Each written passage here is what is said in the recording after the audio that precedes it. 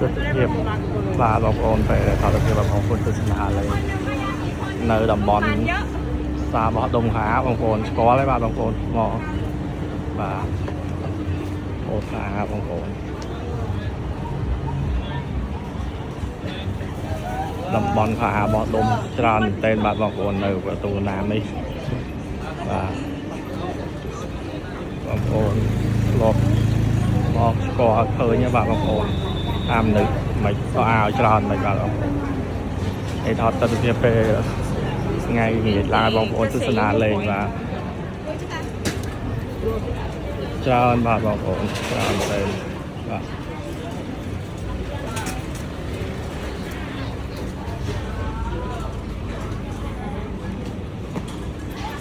មើលថាឲ្យអីច្រើនទៅបាទបងប្អូននេះ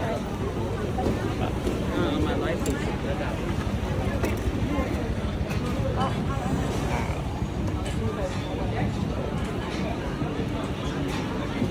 កុំភ្លេចជួយ share comment មួយផងបាទបងប្អូន follow មួយផងបាទបងប្អូនដើម្បីខ្ញុំថតវីដេអូថ្មីៗដែលបងប្អូនទស្សនាបានទៀតបងប្អូនបាទ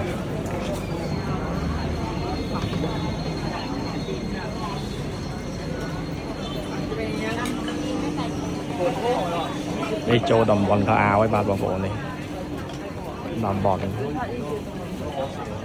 ងាយឡើងគាត់សេលអាវបាទបងប្អូនช่วยด้วย